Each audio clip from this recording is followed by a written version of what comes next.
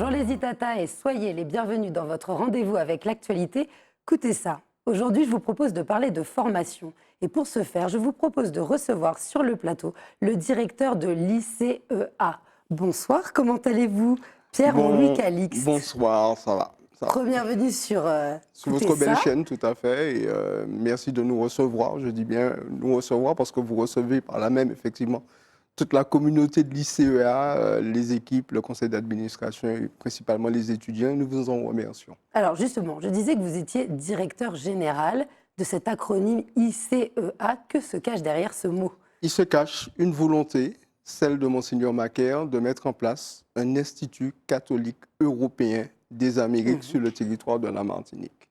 Alors, d'où est née cette idée? De quelle constatation est parti le fait qu'il y avait un besoin? Il y avait un besoin tout simplement parce que l'ICEA est porteuse, en fait, porteur, c'est un institut principalement d'un certain nombre de valeurs qui sont l'ouverture, qui sont effectivement la proximité, et nous nous inscrivons dans une complémentarité en réalité avec ce qui existe sur le territoire en Martinique, et notamment avec l'Université des Antilles. Nous ne sommes pas du tout en concurrence, mais plutôt en complémentarité. Il manquait peut-être ici, sur le territoire, un institut singulier, un institut catholique. Nous tenons effectivement énormément au fait que nous soyons un institut catholique et nous développons au sein de cet institut un certain nombre de formations que nous aurons l'occasion tout à l'heure donc de présenter. Alors, je relève ce mot de singularité. C'est dans votre ADN, des fait. valeurs derrière, valeurs catholiques, mais c'est-à-dire universelles aussi. Ce sont des valeurs universelles portées par la doctrine sociale de l'Église, l'ouverture, l'accueil, l'accompagnement, donc le soutien, donc toute une série de valeurs effectivement qui sont portées par l'ICEA.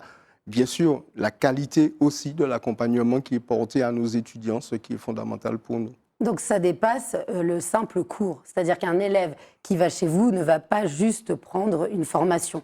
On va lui donner des outils, que ce soit dans le lien avec les autres, dans le respect, c'est bien ça? Alors, il s'est passé dernièrement une petite anecdote d'un étudiant qui, en échangeant avec nous, nous disait, tiens, c'est une expérience que de venir à vivre en fait au sein de cet institut. Donc, quand on vient à l'ICEA, on vient vivre une excellence, mais on vient vivre une expérience dans l'excellence. Et c'est véritablement ce que nous portons. Et cette expérience, c'est aussi la possibilité à la fois effectivement d'échanger avec un certain nombre de partenaires, d'étudiants, mais aussi des professionnels du secteur, des universités. Nous aurons l'occasion de parler de notre panel finalement de partenaires. Et c'est aussi pour nos étudiants la possibilité aussi de découvrir la formation à l'international. Alors justement, cette formation, elle est très large. Il y a des diplômes universitaires, il y a des licences. Est-ce que vous pouvez nous présenter rapidement les intitulés de chaque formation? Alors, à l'origine, ce qui a fondé l'ICEA, le premier diplôme, c'est la fameuse licence sciences sociales et écologie humaine. Donc, c'est véritablement, on va dire, cette licence qui a porté l'ICEA au début. Et puis, bien sûr, il y a une volonté chez nous de diversifier l'offre de formation, l'offre d'enseignement. Donc, nous avons déployé au sein de l'Institut un diplôme universitaire des métiers de la mer. C'est une particularité d'être sur une île et d'avoir le de tourner à la mer, comme dit un collègue de l'ICEA. L'objectif pour nous, c'est effectivement de porter des formations qui sont en lien aussi avec notre environnement et avec des activités à développer. Donc, il faut, pour ce faire, former des jeunes, donc le diplôme universitaire des métiers de la mer. Et puis, avec l'Université catholique de Lille, nous avons effectivement démarré au mois donc, de septembre, dernièrement, donc il n'y a pas si longtemps de cela, septembre-octobre, une licence sciences du numérique. Donc, ce sont des métiers qui sont porteurs, avec bien sûr la possibilité pour nos jeunes de suite de parcours dans des écoles d'ingénieurs, sur des masters. Voilà, ce sont pour l'instant, je dis bien pour l'instant, donc les 3 diplômes qui sont portés au sein de l'ICEA, mais nous avons par ailleurs d'autres projets de formation. Alors, nous sommes en train de mettre en place un diplôme universitaire d'intervention sociale. Donc, et l'objectif, c'est effectivement de travailler sur notamment l'intervention en contexte de violence intrafamiliale. Donc, nous sommes en train de travailler à la mise en place de ce diplôme universitaire avec l'Université de Picardie. Nous sommes en train aussi de développer au sein de l'Institut un diplôme universitaire en manager de gestion des risques. Alors, sur le territoire sur lequel nous sommes, vous comprenez l'importance de ce type de diplôme, et là, nous le faisons avec l'Université Clermont-Auvergne. Et nous avons par ailleurs d'autres projets d'enseignement et de formation. Donc, c'est des exemples qui sont très complémentaires, très divers, hein. On a des sciences humaines, on a des sciences techniques, on a ce côté digital qui en ce moment est à la mode parce que ça attire les jeunes. Et qui répond surtout d'un besoin. Effectivement, c'est une mode, c'est un besoin sur le territoire. Et c'est vrai que nous répondons à la fois de ces besoins, donc nous identifions avec un certain nombre de partenaires, on va dire les niches qui sont aujourd'hui à développer sur le territoire. Les métiers de la mer, écoutez, c'est une réalité aujourd'hui. Nous avons un manque sur le territoire, donc nous déployons le DU des métiers de la mer, mais avec une projection sur un master, donc avec la Caribbean Maritime University qui se trouve à la Jamaïque. La dimension internationale, elle est très prégnante, hein, donc au sein de l'ICEA, et avec la possibilité effectivement de développer des bachelors et ensuite des masters. Sur la partie du numérique, ce que nous avons fait, c'est que nous nous sommes appuyés sur un partenaire qui s'appelle l'Institut catholique de Lille, en lien avec l'Université d'État de Valenciennes. Nous avons mis en place donc effectivement la licence sciences du numérique, avec pour objectif de permettre aussi à des jeunes Martiniquais d'aller sur des masters ou alors en école d'ingénieur, puisque là nous sommes en train aussi de travailler à des partenariats avec des écoles d'ingénieurs. Donc ce sont des exemples de ce que nous pouvons porter au sein de l'ICEA, qui sont autant de besoins qui émergent sur le territoire. Alors le mot qu'on l'entend vraiment de manière fréquente dans vos propos, c'est partenariat. C'est-à-dire que vous n'êtes pas isolé. Quelqu'un qui rentre dans votre institut, ça lui ouvre le monde, si je comprends bien. Alors, vous savez, il y a quelque chose qui traduit vraiment ce que nous portons à l'ICEA, c'est « je peux changer le monde depuis la Martinique ». Donc c'est fondamental. On peut changer le monde depuis la Martinique, mais on peut aussi changer le monde à travers l'expérience que nous allons permettre aussi à nos jeunes de vivre. Par exemple, la licence sociale. Je prends cet exemple. Nos jeunes font 2 années sur le territoire au sein de l'ICEA, et la 3e année se fait avec un partenaire au Canada, l'Université Saint-Paul. C'est vraiment une expérience extraordinaire qu'ont à vivre nos jeunes, et avec la possibilité pour eux d'avoir un double diplôme, à la fois un diplôme d'État français, mais aussi un diplôme nord-américain. Donc vous voyez, c'est fondamental finalement dans le cursus de jeunes d'être très tôt confrontés aussi à la réalité de ce qu'ils doivent vivre, hein, cette ouverture vers le monde. Donc nous leur permettons de le vivre dans un cadre donné qui est celui de la formation, avec des partenaires qui sont identifiés.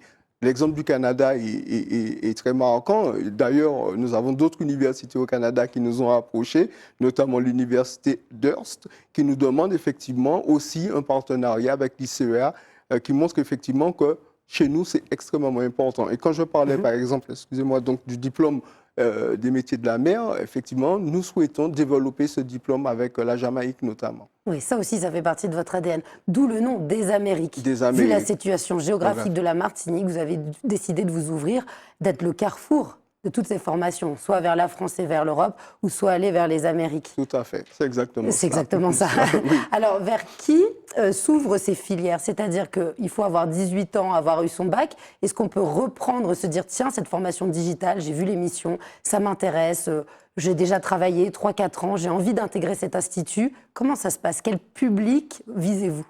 Je pense que vous avez parfaitement défini les publics qui sont effectivement éligibles à nos formations. Des jeunes bacheliers.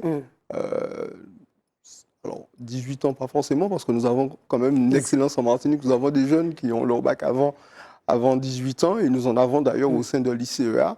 Mais la possibilité aussi pour un certain nombre qui veulent se construire un projet. Par exemple, j'ai un exemple concret en tête, donc de quelqu'un qui est inscrit aujourd'hui sur le diplôme universitaire des métiers de la mer, qui a une carrière riche, qui a un beau métier puisqu'il est architecte, mais qui porte un projet. Et qui, parce qu'il porte ce projet, avait besoin d'une formation sur les métiers de la mer, et il est en formation chez nous.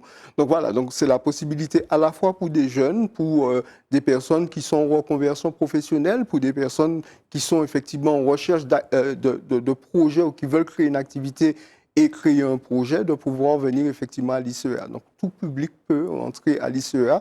Alors la règle, c'est qu'il faut bien sûr répondre des conditions d'admission des différents diplômes. Donc le baccalauréat, quand on veut poursuivre un diplôme universitaire, c'est fondamental. D'accord, donc c'est-à-dire, je viens d'avoir mon bac, ou je le prépare, je peux y aller. je suis en reprise d'études parce que je veux compléter et je veux aussi m'adapter à la société qui change, je peux venir dans cet institut. Et quid du financement? Parce que j'imagine que pour avoir ce genre de prestations, il y a toujours un coût. Comment ça se passe? Il y a un coût, effectivement, et nous avons mis en place au sein de l'Institut un accompagnement des parents, parce que le coût est quand même réel. Et ce que nous faisons, c'est que nous négocions, bien sûr, avec les parents, afin de permettre que, sur les 3 années, eh bien, la formation puisse être financée.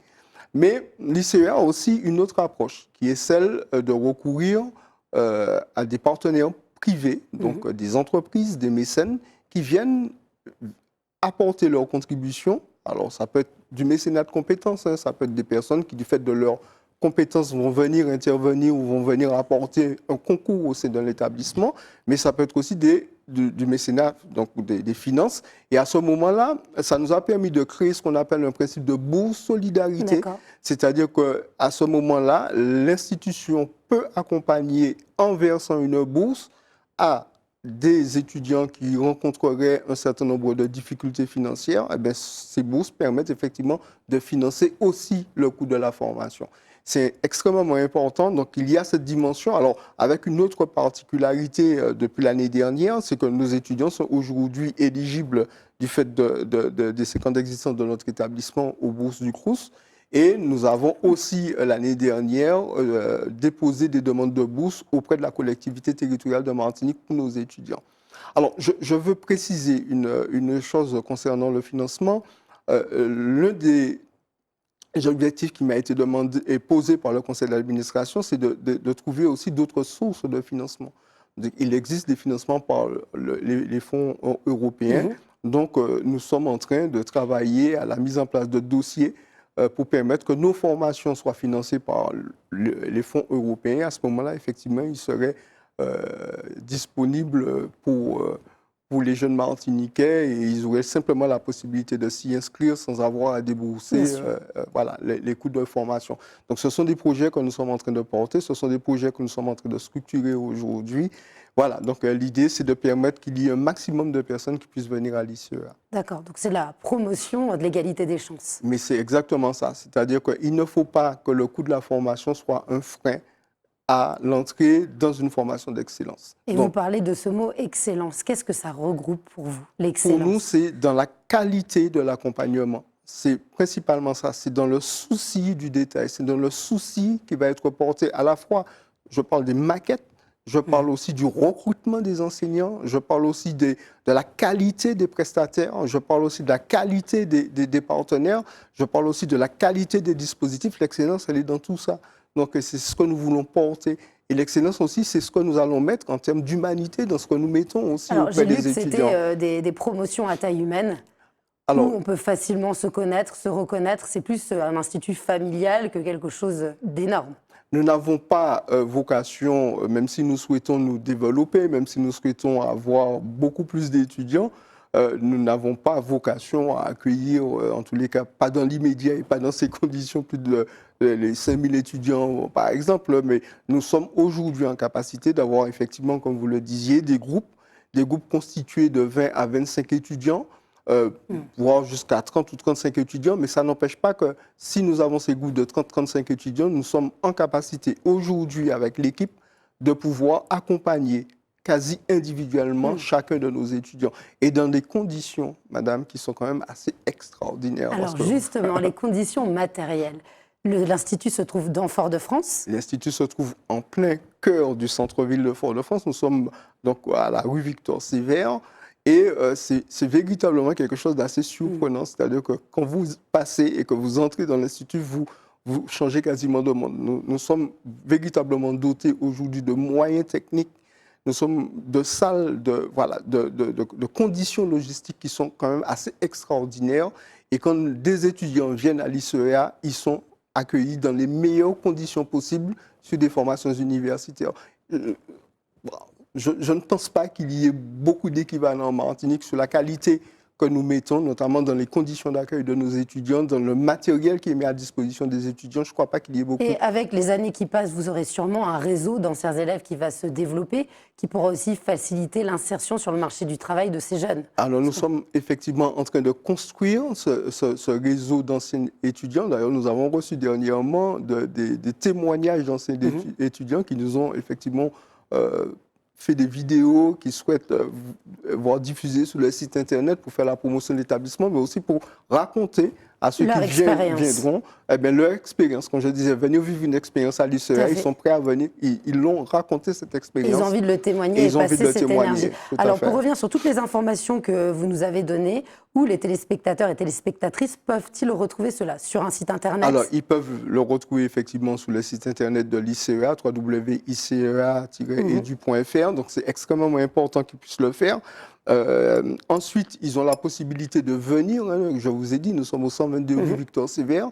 Donc, c'est facilement identifiable. Donc, les gens viennent, ils seront accueillis. Ils auront la possibilité de rencontrer l'équipe pédagogique. Ils ont la possibilité, effectivement, de poser toutes les questions. Et nous envisageons très prochainement une nouvelle journée porte ouverte. Et nous espérons pouvoir passer l'information par votre réseau et par votre biais quand la date sera arrêtée, mais ce sera à la fin du mois d'avril. Donc l'objectif, c'est d'accueillir aussi les jeunes. Nous avons fait une journée porte ouverte au mois de mars et nous avons accueilli énormément de personnes qui ont été extrêmement heureux de pouvoir goûter déjà l'expérience ICEA. Eh bien, merci beaucoup, Pierre-Louis Calixte, d'être venu parmi nous pour nous présenter ce très beau projet. Longue vie à l'Institut et à très bientôt pour de nouvelles aventures. Et merci pour la qualité de votre accueil. Merci beaucoup. À bientôt les Itata et je vous donne rendez-vous pour un prochain Coutez ça.